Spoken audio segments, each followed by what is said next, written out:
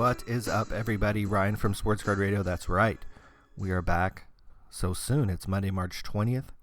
Back again, part 3 in our journey. It takes this long to talk about and give kind of a multi-level advice about selling on eBay and Amazon. Didn't talk too much about Amazon in the last episode, but I did actually sell, I noticed, 3 things today: Chris Bryant figure and 2 Topps baseball boxes. So people are out online spending some cash, so that's good news for me. It'd been about 4 or 5 days since I'd sold anything on Amazon, so I need to pick up the pace a little bit. Selling 3 things in one day, that's pretty darn good. Again, that's all through the FBA, the Fulfilled by Amazon. I don't do anything. I just sent them those boxes. Those orders come through and they pack and ship those boxes and I get the money. And I actually just got my first deposit via direct deposit into my bank account the other day from them, from the Topps boxes I sold and about the 3 or 4 now Chris Bryant figures that I've sold. But this episode is going to be continuation about eBay. And I don't know if you guys played video games back in the day, but this is like playing GTA and you type in a cheat code and all of a sudden you got $10 million. Well, the 5 stars that you had, and they had all these cops chasing you, and then you type in a cheat code, and then all of a sudden you're down to 0 stars and free and clear. Or maybe you type in a code and a Lamborghini shows up. Well, an eBay Powerseller has reached out to me and shed some very wise advice about his journey about selling cards and sports memorabilia on eBay. And we're going to share that with you because I even got a question on Twitter about this very thing, about making money on eBay. And trust me, this eBay Powerseller's advice is better than any advice I could give. Like I said, this is like a GTA cheat code, and we're going to get straight to the heart of the matter about how to make some good money selling some stuff on eBay.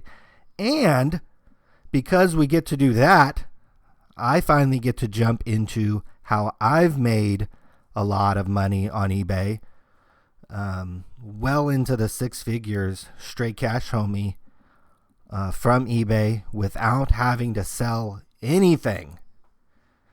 And we'll get into that on the back half of the show. So, but first, as I mentioned on the last show, I didn't go to the Fanatics Authentic show, but friend of the show, Ari, in the Chicago area, did, and made me very jealous because he said, and this is a direct quote, he found 8-cent packs that they ended up being 8 cents each, late 1990s basketball packs.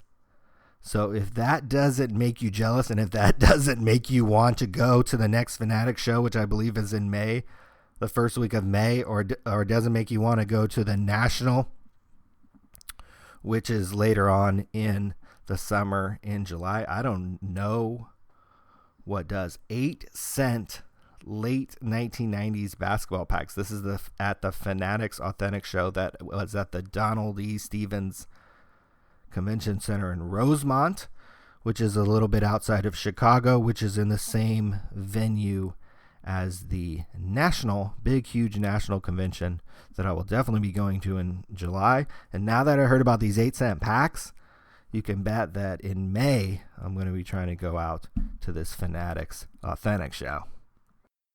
So, question comes in from Twitter, and you can reach out to me at any time, Sports Card News on Twitter. That's a great way to get a hold of me because I have so many email accounts and I get so much email from just various things. Like it's a wave of email. And but Twitter, very easy to see that it comes in and very easy to respond. So, great question here. My questions are about making a living with cards. I sell on eBay, but I'm not making very much money. Any advice? I know it's kind of broad, but I'm not sure what to ask. No, this is perfect. And it's great that it's broad because it takes a while to sometimes figure it out. It takes a lot of trial and error sometimes. But thankfully, and this is one good reason about doing a podcast and kind of putting yourself out here, you get responses sometimes from people who would know much more about selling on eBay. I'm going to give you actually two answers to your question. One from an eBay Powerseller who's having success right now, and myself, who has a totally different perspective about making money from eBay. First, though, from the eBay Powerseller, and this is great. Just got this email today, and I'll break it down for you. Originally, this seller set up two accounts, one for lower end cards and another for higher valued cards, like graded cards, sets, unopened boxes, stuff that basically sells for more money. So two separate accounts, and I like that strategy because he was able to kind of test which one worked. Well, bottom line, after some testing, he found that number one, the first account, the account with the lower valued cards, that was too much work. He noted that there were many good sellers in this area already, such as Burbank Cards, and of course, people who buy direct on Check Out My Cards. I mean, those guys are basically the king of the commons. Burbank Cards and Check Out My Cards, known for their huge library of cards. They may not have the hottest cards on the market, and the ones that are at the tip of people's tongues when they're thinking about hot sports cards, but these guys fill tons of sets for people, or just people looking for the most random stuff in the world.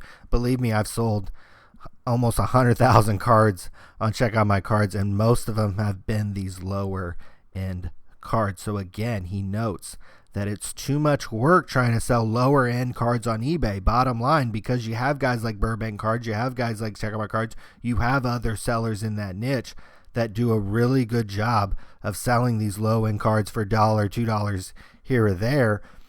And why compete with those guys when his second account, the higher valued cards, the graded cards, the sets, the unopened boxes, he did much better? And how he would obtain these, he had a couple different buying strategies that he shared with me, posting to Craigslist and Facebook buying ads, basically posting that, hey, I'm looking for sports cards. And as can be expected, and as he noted, 97% of these responses that you'll get on Craigslist, it's free to post on Craigslist. Facebook is a very, very good idea. He posts in his local area, 3 states in his local area. So wherever you happen to be, Facebook is huge. They have hundreds of millions of users. People around you are on Facebook. Older people are on Facebook. Quite possibly, dang near most people are on Facebook. There are buying groups. There are kind of local, kind of classified ad groups maybe in your area. All it would take is kind of pulling out your phone or getting on the desktop, doing some research in your own local area, and posting some really short, well-worded ads that, hey, I'm buying. Most people are selling stuff on Craigslist or Facebook. So the fact that, you're posting, hey, and I'm a buying ad, you probably are definitely going to get some responses. And as he noted, 97% of these responses will be junk. Hey, I have some of these 1990 Fleer cards. Hey, these 91 Don Russes. Oh, I've got all these Mark McGuires and Sammy Sosas and blah, blah, blah, blah, blah, blah, blah on it down the line. Or people that think they have something that's worth something that's not, that it's really not worth anything. That will happen most of the time. But he notes the 3% of the time that you do get somebody, it'll be worth it. It'll be that old man who doesn't know anything about eBay and he's got some cards and he wants to sell them. It'll be that person that needs cash and again doesn't want to go online, doesn't have anything but a cell phone and a T-Mobile internet account, has never sold a thing on eBay and doesn't even know what eBay is. There are tons of those people out there. There are a majority of the people that have cards are just like that, and they might have something that's rare or older, or that you could then turn around and grade to BGS or PSA and turn around and flip online. So this is a great thing to do. Advertise that you are buying. You could even put, as a marketing slip in your packages on eBay that you're buying. You could have a Twitter account saying that I'm buying cards. You could post flyers around your neighborhood. You could set up at the flea market saying that you're buying cards. You could advertise on Facebook. You could set up a Facebook page and advertise, spend a little bit of money. It would only cost about $5 or $10, and you'd get a broad reach in your local area. Hey, I'm buying cards in the X and X in the Nevada area, in the Stockton, California area. Boom, your inbox would light up on Facebook or however you wanted to receive those messages. Craigslist as well. Lots of people on Craigslist, and a lot of people again on Craigslist need money. There are people everywhere that need to make that rent check, that just want to get rid of some stuff. They inherited some stuff. I have a Beanie Baby website that gets flooded with comments every day with people asking me, how much is this worth? What's this worth? What's literally every day, tens of thousands of people come to this website, and I get dozens of comments on Facebook, on the website itself. It is absolutely insane. It would be a full-time job if I really wanted to. I literally could sit around and have a full-time job giving advice about eBay, giving advice about Beanie Babies. But there are people everywhere looking to sell their stuff that have cards that are of no value to them. And if you have cash, you can come in and buy them. His other buying strategy, and this is a great buy. This is something I want to do myself. This Craigslist Facebook group, local, especially I live in a real dense area. I'm less than an hour from San Francisco, which is like millions of people. I could get to LA. I could get to San Diego. I could in an hour or two on a flight. So I live in a very dense area, and even if you don't, there are going to be people with cards. His other buying strategy is actually even on eBay themselves, because remember, he's doing a lot of grading. We'll talk about this in a second. But eBay sellers who just price cards wrong, flat out price cards wrong, flat out price a big lot of cards wrong, a bunch of boxes of cards wrong, that you can then turn around and either split those cards up into sets, grade some of those cards, however you want to do it. He also notes auctions that just end badly for whatever reason. A lot of times people, they'll start that case at 99 cents, or that, a huge lot of cards for 99 cents. And at the bottom line, you can't get enough eyeballs in a week to get enough bidding interest, and you can cherry pick some stuff on there. I loved back in the day looking for kind of wholesale lots on eBay, and kind of big stuff that you can then turn around and piece out. I had a store that I could sell the stuff in, but you can do it all online now. So this is very, very good advice. Again, sellers who price stuff wrong and just don't know what they're doing. And then again, auctions that end badly. So he's again able to just really flip on eBay, buy stuff on eBay, and then turn around and either repackage it in some kind of way, either via a graded card, via a set. And what I really like, that you'll notice that in this strategy, this particular seller will end up with some boo-boo cards. Will end up with some of these lower cards that, again, he said weren't of value to where they were too much work. So what do you think he does to them? He turns around and sells them to the people who sell in this area. Maybe even potentially somebody like a Burbank Cards, or there's lots of guys who dabble in this kind of low-end insert kind of game, team set kind of game. So he just reaches out to them or makes a relationship with these sellers and sells all the boo-boo stuff that he doesn't want for a low-end price, and all that I'm sure is just kind of done off eBay, and he just sells it to them. So that's great. That's a great thing to do, because no matter what you do, no matter what kind of game you are in cards, sometimes you're just going to end up with some low-end stuff that you don't know what to do with. So, and if you can't just slap it in a box and send it to check out my cards, I'm sure you could definitely build relationships with some eBay sellers who do dabble in that game, and just dump it off to them for 5 cents a card or 1 cent a card, or whatever it ends up being work out to. I'm sure you could work out a price. You don't want that stuff anyways, especially according to this eBay seller who's done really well, again, selling graded stuff, sets, unopened boxes. very key point here. When you're buying this stuff off Craigslist, these Facebook groups, and on eBay, he says you want to pay 50 to 70% off completed eBay sale prices. Don't pay more than this or you're going to lose money guaranteed. That's what he says. So you need to be taking whatever, when you're doing your research on eBay to see what stuff is completed, you need to take 50 to 70% off and be buying at that price, ideally, or more, ideally. So you need to be offering people, 60, 70% off completed on eBay. So when you're getting these people on Craigslist and on Facebook hitting you up saying, I have X, Y, and Z, I have this, and maybe hopefully they're showing you some pictures, and you're easily able to go to eBay and check some completed about what that car goes for raw, or maybe some grading, what the scale of those cards sell for graded wise, and then you can know, okay, I can offer them, okay, that's a OJ Simpson rookie card, I can offer them $5 for that, or whatever it is, and you can go from there. Hopefully you're not buying OJ Simpson rookie cards, but that's just an example. You want to be paying 50 to 70% off completed eBay prices. So you're taking these cards from Craigslist, Facebook groups, or eBay sellers who price stuff wrong, or just have an auction that ends badly, and you're repackaging it in some kind of way in a set, either selling them individually. Again, these cards on Craigslist and Facebook were never going to see the light of day, and we're never going to see eBay. It would be hard for them to end up on eBay.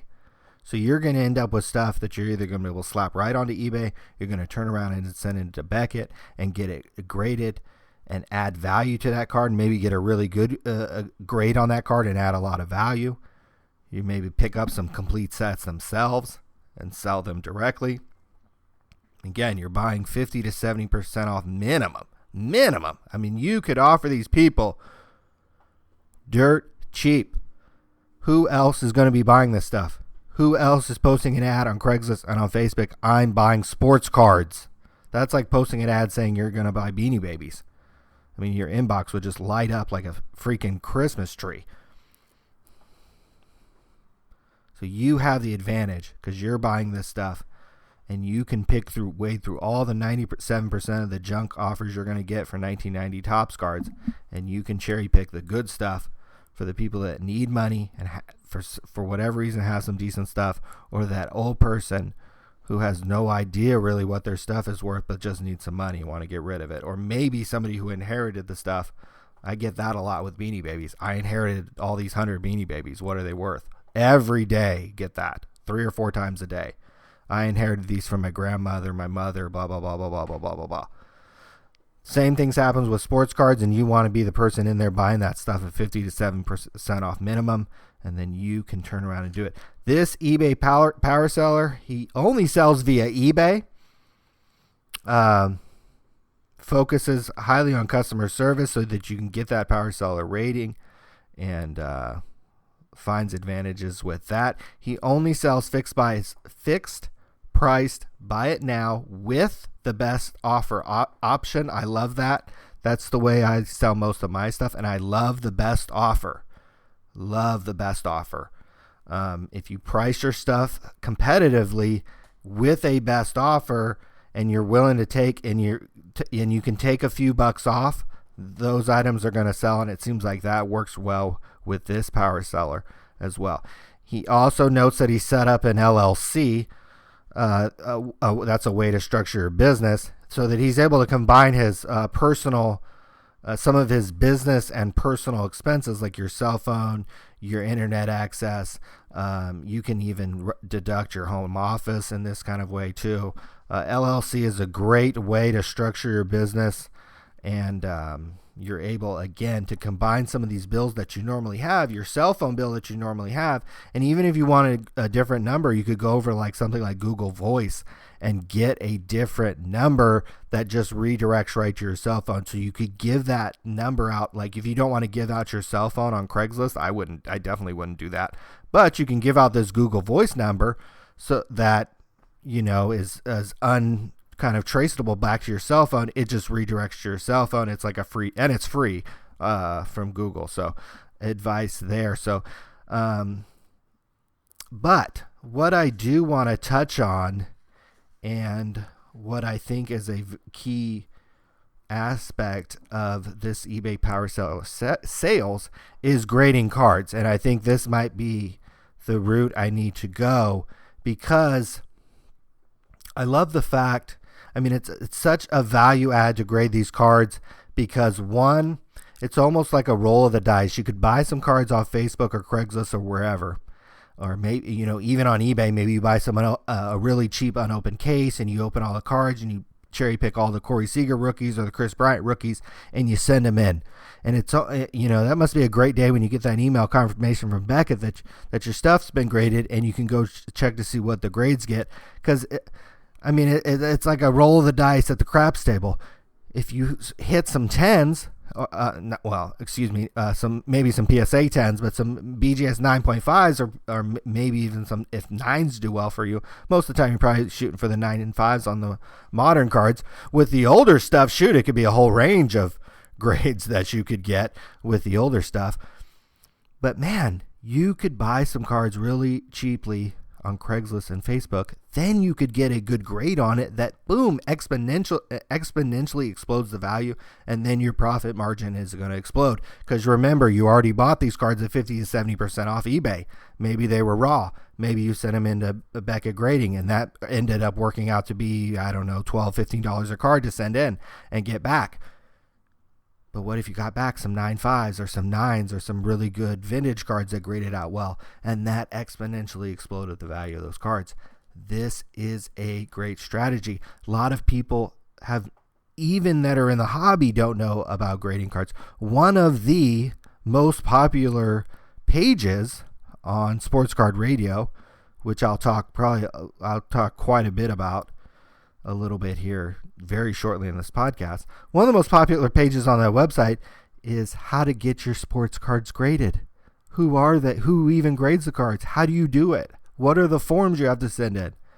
It literally gets hit on dozens, if not 20 to 30, 40 times per day, every single day for years. That article was probably put up, I don't know, 7, 8, 9 years ago.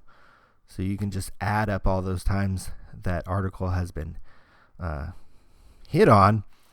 People don't know about the services, don't know how to send in a PSA, don't know how much it costs, don't know what they accept, don't know how to package their cards and send them in, what holders to use, and all these different types of things. That's very useful information.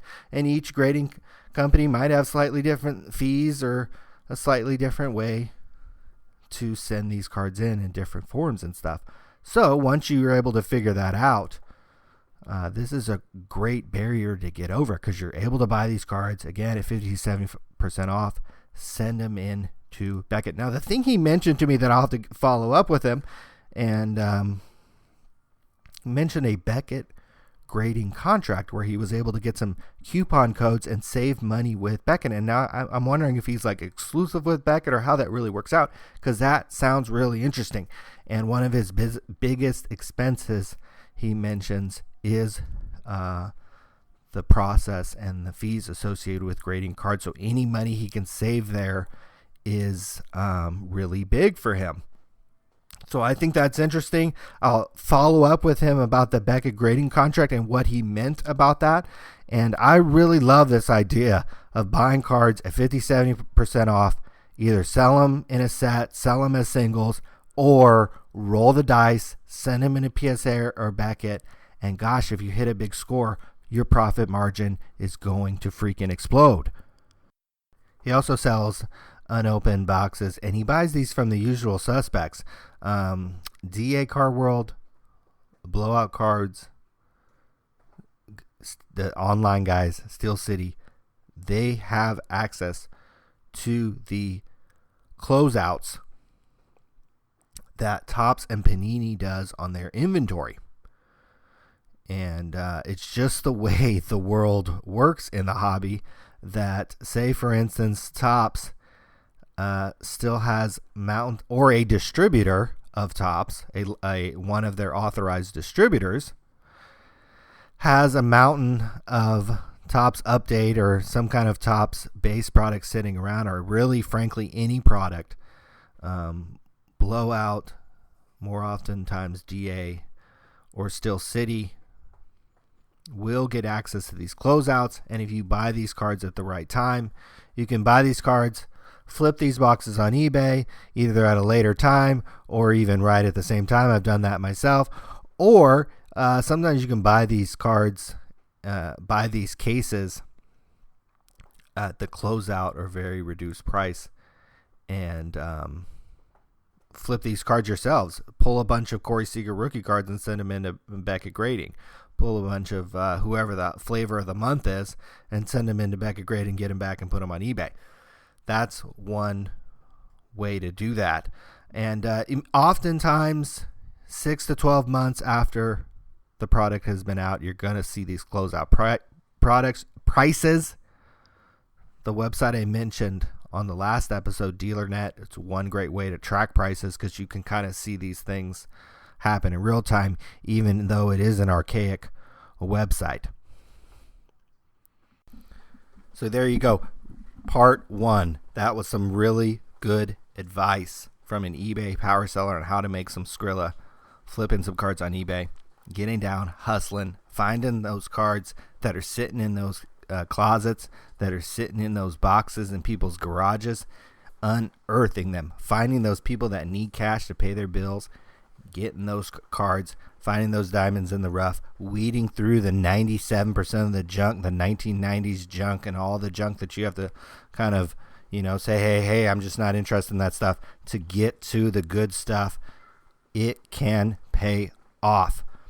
My story with making some big Skrilla, at least I would consider this decent Skrilla on eBay, is much different, is much took a long time of trial and error. It actually is in a short period of time. I've made over $200,000 on eBay through the eBay Partner Network, and I'll describe what that is. And it was really from a short period of time, really from May 2010 to December 2013, so about a 3.5 year period, well into the six figures of straight cash. How that really came to be started, many years ago. My brother and I had been working in a card shop really most of our lives, even up through in middle school and high school and a little bit in college, and had started selling on eBay way back in the late 90s. So this is almost 20 years ago that we were selling cards on eBay, and stuff we'd come across in the card shop we'd sell on eBay and pay for some of our college adventures and stuff. My brother and I have kind of been partners in crime in the sports card world really our whole lives. So in 2006, we're about 24, 25 years old. We get a little bit of money together and start a sports card shop in a small town in California, a smaller little place in California. And not just card shop, we sell licensed hats and some other apparel and stuff. And during that time, we're also selling quite a bit on eBay. I remember some months where profit-wise, we'd profit over $1,000, which I think is pretty good. It ended up being a lot of items. Some of the stuff that we'd sell in a store, I'd cross-list right onto eBay and sell onto eBay. And sometimes that eBay money was really good kind of cash coming in to just kind of keep the doors open. Long story short, 2006, the store was only open for 2 years. Most of you might recall the economic downturn that hit the United States around 2008 and 2009.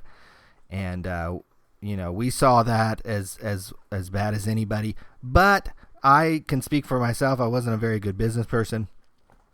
And, that business fell flat on our face. So you learn, and it's okay to fail. It's okay to learn these things. Because I think the thing that both my brother and I learned, that in order to start a business, in order for us to start a business, we needed something that was very cheap and required little to no money.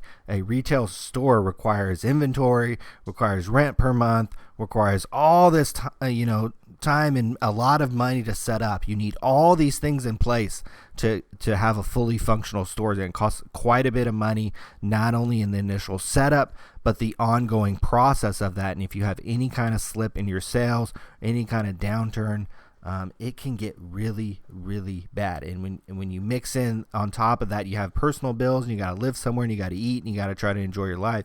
Things get expensive real quick, and that business ended up being a disaster. So here I am. I can speak personally. I was 26 years old, and I never really made any money in my life. So it's a very depressing time. Went and got a job for a few months, making about $1,500 a week. So that's decent money.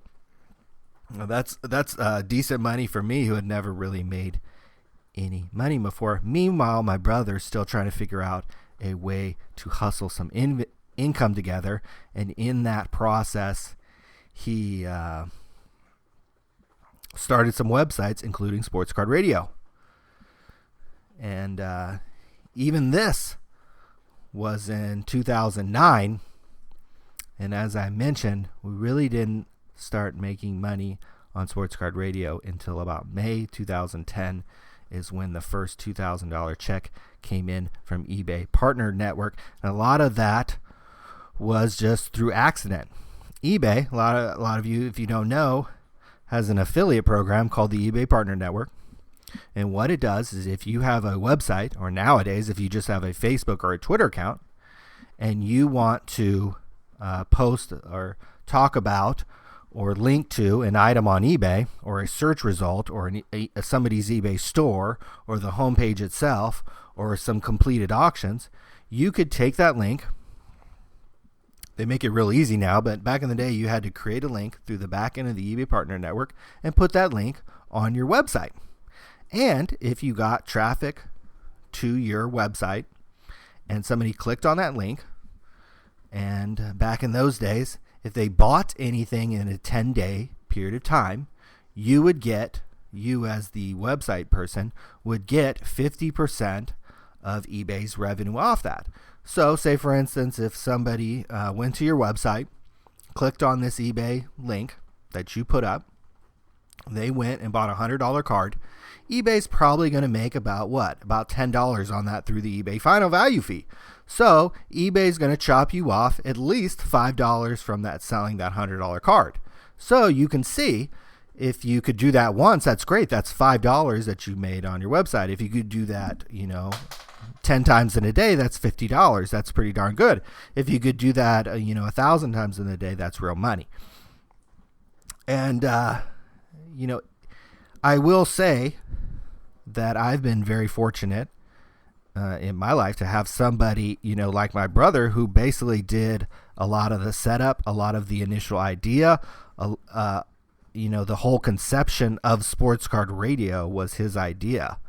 I just jumped along about a year into it and started putting a lot of content on the site after kind of randomly. And I remember this very distinctly. He had put up some information about a Michael Phelps, I think it was like a 2008 Topps Allen and Ginter autograph, put an eBay link. Somebody had clicked onto that link, bought a Michael Phelps autograph for several $100s, and he got like $100 from that. And the light bulb clicked in for me, and probably clicked in for my brother as well, that, whoa, wait a sec.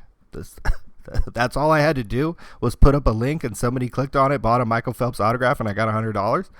And so from there, we started creating a lot of content on the Sports Card Radio. So if you go to sportscardradio.com, and if you go past like the podcast stuff there, my brother and I were certainly one of the pioneers of putting a complete checklist of cards in sort of a very readable format on the internet.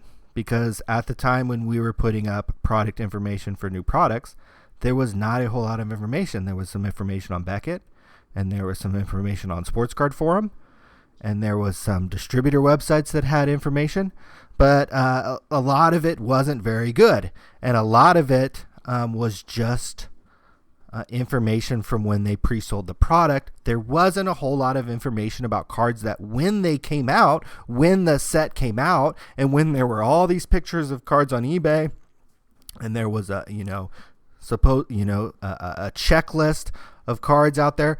there wasn't very many people aside from Beckett putting that information up. And a lot of times Beckett was, 30 days late in putting the new product up. It wasn't a big priority for them because, again, they've been cataloging cards since the 1980s. That, people rely on them for that. A lot of times they weren't relying on them for the very new, product checklists. There wasn't, that's why we started doing that at that time, because there weren't a lot of people doing that. And there was a period of a couple of years there where we were probably the only people doing that. And that's when we made the most money and took advantage of it the most. And like anything in the internet and anything really in technology, if you have success with something, people are going to copy you. There were other websites that basically, I'm sure you can think of them off the top of your head, carbon copied a lot of some of Colin and I's original ideas about how to present a checklist. But again, that's how the internet goes. That's how the website space goes. That's how technology in general goes. That's how business in general goes. If you have a good ideas and you're making some money on it, you're gonna get copied or parodied in some kind of way, and you could actually take that as more of a pat on the back instead of a slight, because you're like, wow. That was a really good idea. It's very useful for collectors to have that information in that kind of way. Since then, I think that back in our day when we were putting up checklists, there was the conception of a group break wasn't on anybody's radar. Since then, group breaks have become very big, especially in the newer unopened box games, and websites like Group Break Checklist and stuff have really taken it to the next level and really provide much better and more deeper information than information that we provided, all those many years ago. The key with all websites that I've built and have success with is putting up good content. And, there might be some kind of innate way to know what good content is. But again, during the time, 2010, when Colin and I started making real money off sports card radio, we innovated and were the first people to put up checklists in kind of a format that you normally see today from other websites. Colin and I innovated that idea. I think somebody like Group Break Checklist has taken it one further and innovated the checklist even further for group breaks. I mean, every single group break host uses this website, tells their customers to go to this website, prices their breaks really off this website because he organizes in a way that's unique for them. So that's a perfect example of really good content. This person has taken the checklist that is on all these different websites now, thanks to, Beckett and thanks to Sports Card Radio.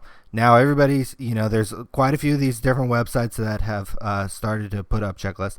Group Break Checklist took it to another level, value added, and has really helps the group break host and the people buying into those group breaks, how to find their team, because he organizes the checklist by team and by the amount of hits that you would get per team. So it's perfect for group breaks. So good, if you're going to start a sports card website, you have several different hurdles now. One, there are a lot of people who have figured out that you can make money, like my brother and I did for a long stretch of time doing this. Two, eBay has cut their payout significantly. You don't make nearly as much money as you did in the past. Colin and I, on months we made $10,000 through the eBay Partner Network, we probably would only make about $1,000 to $1,500 now. They have literally cut the amount you got paid by that much. So it takes that much more traffic. It takes that much more good content. It has to be really good content. People won't just come to your website and click on an eBay link just for fun and giggles and then go buy something. You have to provide value to them. Colin and I provided value to them, showing them this checklist in a way they've never seen it before. Group break checklist provides value to the group break host and the people buying into group breaks by showing them a checklist that in a way they've never seen it before, or being able to organize it in a much more simple way than you could say on Beckett. Whereas trust me, he provides the value there. There are other examples of that in sports cards. Just copy and pasting the sell sheet, just copy and pasting, slapping together a checklist. That's not going to get it done anymore. You've got to be creative and come up with some kind of good content. But if my brother and I were able to figure it out, if this person group break checklist is able to figure it out, there are other examples of this. I'm sure you can too. It has to be a broad enough reach to reach enough collectors. A lot of times it has to center around modern cards, but I bet there are examples of cards that don't deal with modern cards that do well. One that comes to the top of mind is Auction Report. I bet he gets a lot of advertising money from the auction houses themselves because he organizes all these auctions. We think about eBay as this huge, auction place and this huge marketplace for cards. It is. There's this whole other subset of private auctions, Heritage, Huggins and Scott. If you want to see them all, go to auctionreport.com. Go to auctionreport.com and check that out. He chronicles them all. He gives the schedule. It's a very useful website. I bet he makes quite a lot of. I bet he can. If he doesn't, he could make a significant amount, thousands of dollars a month in advertising from these auction houses who are looking to advertise it, who need new customers, who need people to consign them stuff. That is a great website. So I just gave you two examples of people putting up really good content, auctionreport.com and Group Break Checklist. These are people who are, taking information that is readily available. This information on these auctions are readily available, and he's putting it all together. These checklists are put out everywhere, and several different websites now are putting up these modern checklists. Well, Group Break Checklist takes it one step further and segments it down. So the key, one big key if you're going to do this and you're going to try to make money online on any type of website, and it doesn't have to be about cards, it's all about putting up really good content. One important key factor about websites is it isn't the instant gratification that eBay can bring. And that is a big hurdle that you have to get over if you want to start setting up website. It's certainly not something that you're going to have overnight success with. It might even take you several overnights to even get your website live, because that can be a terribly frustrating process. But not something that if you don't have those skills that you should let that be a barrier of entry. There's a lot of good tutorial YouTube videos. There's a subscription website that I'm subscribed to, Lynda, LYNDA.com, that would have lots of videos about how to set up your website either in HostGator or GoDaddy, set up cPanel, create an add-on domain, buy a domain, point it to the right DNS, create an add-on domain in your hosting account, downloading and installing something like WordPress. That's what I would advise. And getting that website live to the internet so that when you type in suchandsuch.com that it goes live. Sounds complicated. It's gotten easier. Again, there's a lot of tutorial videos out there how to do it. I would use something like buy a domain on HostGator, do a hosting plan, $10 or $15 plan on HostGator, and do a one-click install of WordPress. If I were doing it right now, that's certainly how I set up even some of my own websites today. Beyond that, it takes a lot of trial and error. Again, my brother who came up with the concept and did a lot of the initial legwork of Sports Card Radio, that website didn't start making any kind of significant money for about a year and a half. Now, certainly weren't working on it every day, but it took a little while to kind of conceptualize how to make money on that website. And even after a little bit of the work started to crank out, it took a month or two for it to kick in. You don't you rarely in these days, unless you know what you're doing, do you have overnight success setting up websites. And that's just something you have to embed in your mind going into it, because you're going to have hurdles. You're going to have to gain new skills as you go. You're going to have to create a logo. You're going to have to figure out what kind of content to create. You're going to have sometimes where your content looks funny and you're going to have to figure out how to fix it, either in your HTML or your CSS. You're going to have to find a good template to use. All these type of different challenges, some of these things you're going to have to overcome and acquire these skills kind of as you go. But it can definitely really pay off in the end. Another example I can give you is my very popular and extremely profitable Beanie Babies website that I set up in about 2012. I read a couple books, and another thing where I had a lot of help from my brother, who I think had put up a couple random things about Beanie Babies on another site that he had, and saw that it was getting a little bit of traffic. So I took that as, oh man, there's some interest here. Read a couple books, did some research on Beanie Babies, set up a Beanie Babies website around 2012. Took me about 2 months to do all the research and put up the content. It was only about 40 total posts, just information about how to basically identify your Beanie Babies and what some of them were worth. And here's a perfect example is how you don't have instant success on the internet. There was a good 2-year period probably to where maybe about a year and a half or 2 years to where that website maybe got about 50 to 100 people a day, and I never really even thought about it. I didn't even really think about it. It was something that I'd set up. It was making maybe a couple bucks a day, and that was it. That's what I thought I was going to get out of it. Until some random things happen in the Beanie Baby world. Sometimes you get linked to on random websites like BuzzFeed, and or there's somebody who talks about a supposedly rare and Beanie Babies worth money. Beanie Babies that might be worth money, and I would get a lot of traffic on those particular days. And after a while, I would start ranking in search results for lots of Beanie Babies content. And I would start getting people to comment on my post. And one of the great things about when people comment on your post, it's almost like free content to you, because the more people commented, the more I was getting picked up in search results based on some of the words that they would put in their comments, and all kind of snowballed upon itself. But it took a good 2 years of a website that I set up in 2 months for it to really get rolling. And literally for the last 2.5 years, it gets over 10,000 people a day. I get comments every day on Facebook and on the website itself. I just got done responding to 350 comments on there today.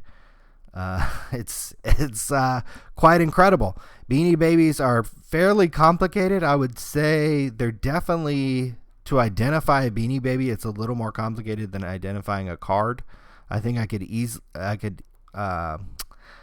easily explain to somebody, baseball cards that are worth money. It's a little harder to talk about Beanie Babies that are worth money, or how to identify a Beanie Baby can be very difficult. You could have two Beanie Babies that essentially look exactly the same, and one would be worth almost nothing, or maybe $1 or $2, and the other one is worth $150 all day and would get 50 bids on an auction, that if you started at 99 cents, it would get 50 bids all the way up to $150. And if you looked at those two Beanie Babies, they would look essentially exactly the same, except for some minor details on the tags, or maybe something. Mostly it has to do with the tags, and the tags went through many different iterations.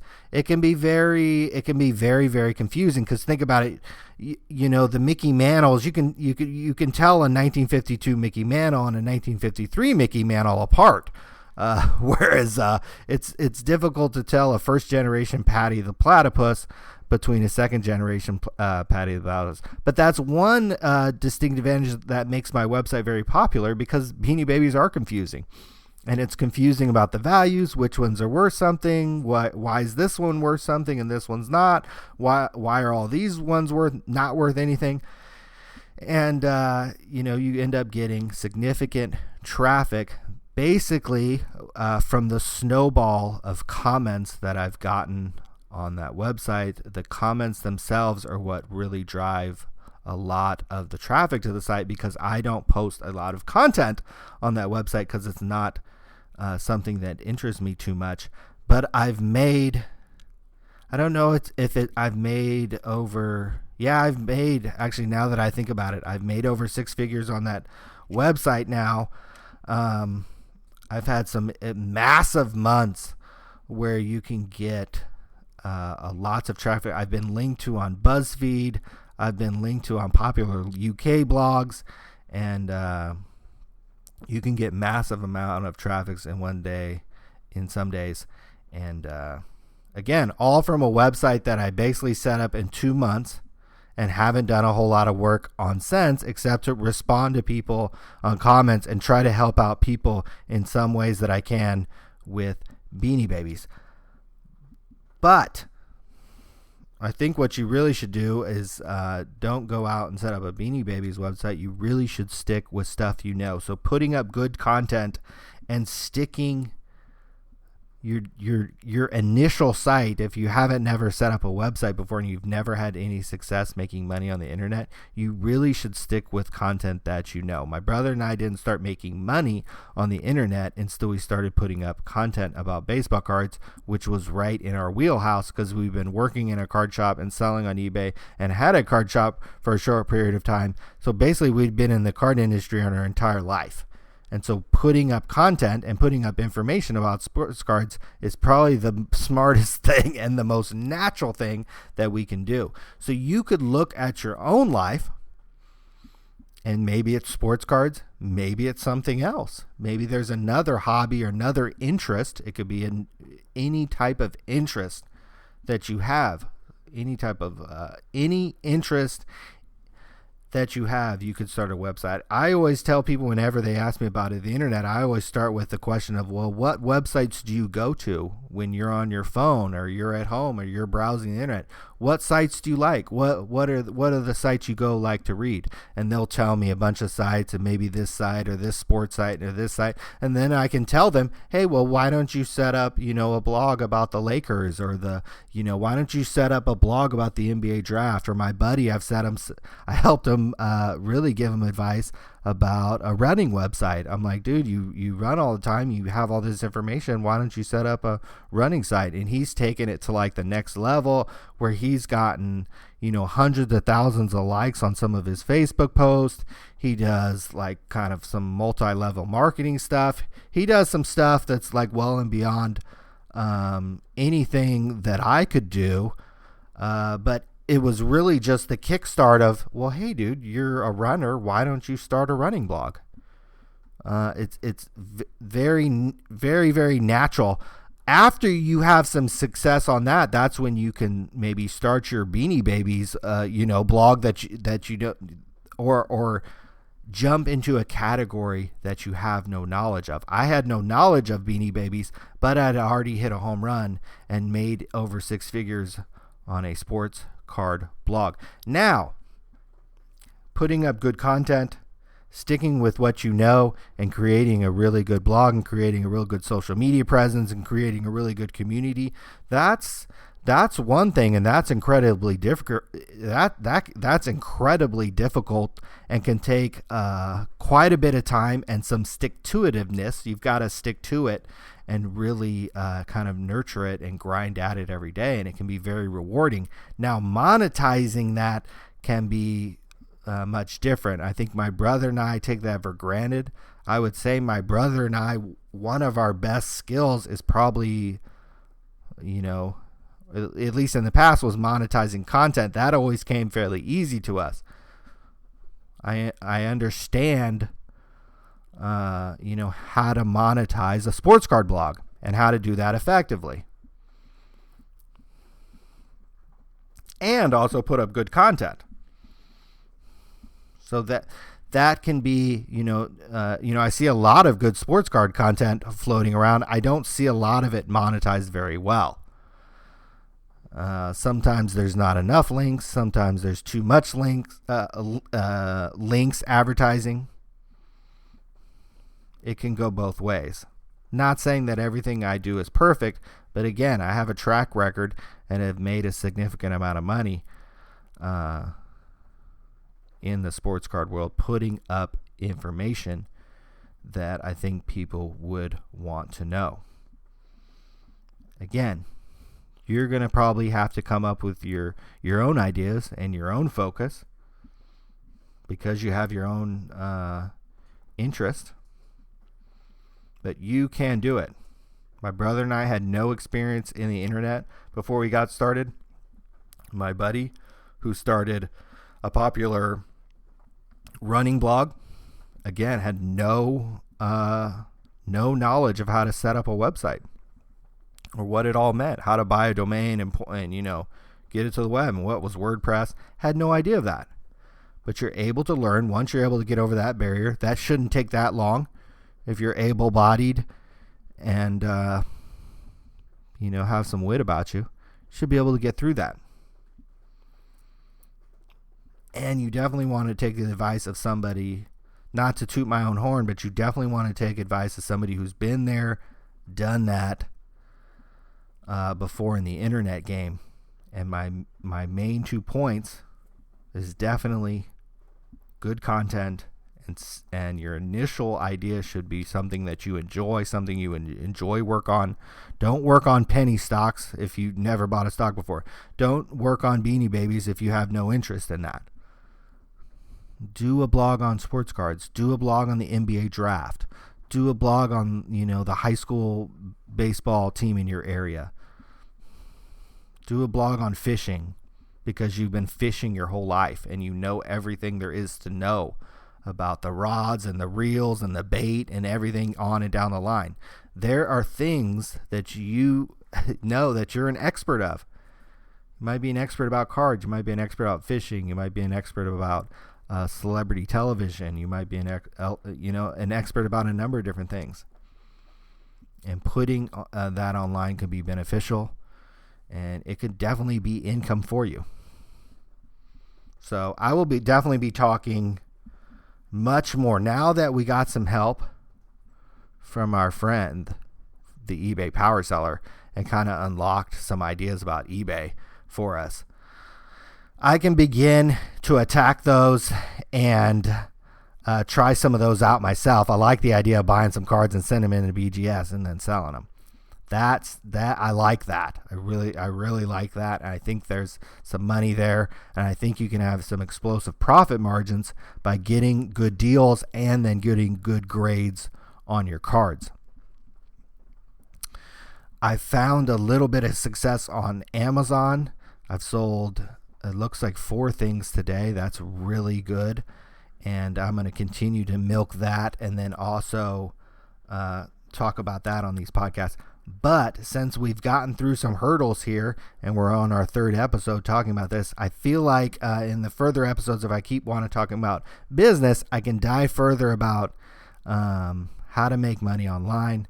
I can touch on some finer points.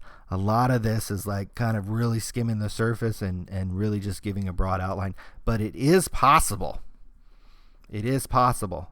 Want to emphasize and reiterate that someone like myself has had a lot of help via my brother, who conceptualized a lot of these ideas, conceptualized the idea of making money online, conceptualized the idea of sports card radio. I kind of came in and helped along the way. So I've been lucky in that respect to be able to kind of come in on an idea that was already created and just kind of help push it over the finish line. Same thing happened to me, or similar thing happened to me with sports tickets. Is my brother and I had actually had some Cavs season tickets and some Bengals season tickets way back in the day, but we had stopped that and hadn't even conceptualized selling tickets in probably about 10 years. My dad called me one day and said, hey, let's buy some 49ers season tickets. And he knew I was making some money online. So I said, okay. So went down, bought 49ers season tickets, and he was like, well, we'll buy these and then you'll sell them. And I said, okay, that sounds good. That'll be no problem. I'll just sell these and these won't be no problem. Well, in the course of the first year of the 49ers, this was, I guess, what was 2014. In the course of selling these 49er tickets, that actually lost quite a bit of money on that this year, I found that there were all these other tickets that you could sell. And that snowballed fairly quickly into selling. Last year I sold over $1 million worth of tickets on StubHub and Ticketmaster, which is not that, that takes quite the know-how. I will say that a good training, if you want some good training about how to learn how to, or basically how to conceptualize flipping sports tickets, it's very similar to flipping sports cards on Check Out My Cards. And I've told Tim from Check Out My Cards this very same thing, that a lot of my success about flipping sports tickets is actually a very direct parallel to flipping cards on Check Out My Cards. Sometimes you're actually looking for the undervalued game, the cards that people don't care about but that are very valuable. Sometimes I'm doing that very thing in sports tickets. Most people, when they learn that I sell sports tickets and do it on a semi-serious level, or actually very serious level, they always say, oh, well, what about Super Bowl tickets or some very obvious kind of event? And what the thing that I always tell them, some of my best days have been like some random Tuesday afternoon baseball game, because I knew where to get the tickets and was hustling in the last 48 hours because there was a demand for tickets, and I was the one who was I was one of the few people posting these tickets online available for resale. There are a lot of sharks. There are a lot of people surfing around the Super Bowl market or the World Series market or any kind of big sporting event. There are a lot of guys who have way more money than I do and have been in the game a lot longer than I have, who are directly involved in those events. And in fact, one of the biggest contributors, here's a little tidbit, one of the biggest contributors to the Donald Trump charity is actually a ticket broker in New York. So there are some guys who make millions upon millions and millions of dollars, and I can see this having made the hundreds of thousands of dollars that I have on flipping sports tickets. I can easily see how you could make millions upon millions upon millions of dollars with some things going your way and with some money in the bank. But I never would have got there unless my dad called me and said, hey, let's go buy Niner tickets. You can sell them. Maybe we'll go to a game or two. And all that ended up turning into a 6-figure payday for me. On just a whim of my dad calling me and having his own idea to buy Niner tickets. Very similar thing happened. My brother has an idea to start a baseball card website, and I ended up making a few $100,000 on it. So two things that have gone very well for me. Hopefully you have people in your life that create opportunities for you. If you're a lone wolf, that's okay. You can definitely still do it yourself. You might have to work a little bit harder. You might have to get help sooner than, kind of a tandem working. But hopefully you yourself have that help out there. So if you're close with somebody, if you have somebody, if you have a buddy, if you have a brother, if you have somebody who you wouldn't mind going into business with, certainly not a bad idea, especially with websites, to bring somebody aboard, especially if you have common interest. in the topic. If it's about baseball cards and you both like baseball cards, if you're fishing buddies and you both like fishing, and if you both have kind of a unique skill set, maybe both of you can bring something different to the table. And I would highly advise doing that. If you have a family member, friend, or potentially business partner, don't be afraid to jump into business with them, because their ideas could lead to a lot of success for you, and your ideas could lead to definitely a lot of success as well. So hopefully that was a 1 hour and 5 minute long-winded discussion about how to make some Skrilla on eBay. I think we got some good things, lots of knowledge dropped on you, I think, from our eBay Powerseller. Hopefully I can contribute my unique ways that I've made some money. And one other thing I want to touch on are our Twitter question about how to make Skrilla on eBay. He has been selling on eBay, and he actually had a really good tip that on the last episode I mentioned about shipping weights, how sometimes you got to worry about stuff more than 16 ounces. He says a lot of times if you can slip this stuff into priority envelopes, maybe if you're selling stuff that is in harder cases, and you can slip it into priority envelopes, those can be mailed for about $6 or $7, and I like that idea. If you're selling maybe even graded cards will slip in there. You can slip it in between some cardboard, slip it into one of those flat rate priority envelopes, and send it that way. It's essentially sending a box in maybe a miniature box inside one of those priority envelopes, and that actually cuts down, because especially if you have maybe several graded cards, you're able to get them in there in a creative way. I can work that through in my mind and see that. So I like that shipping advice there. A way to maybe sneaky get a couple pounds off, even priority. They get it in a couple days, they'll feel great.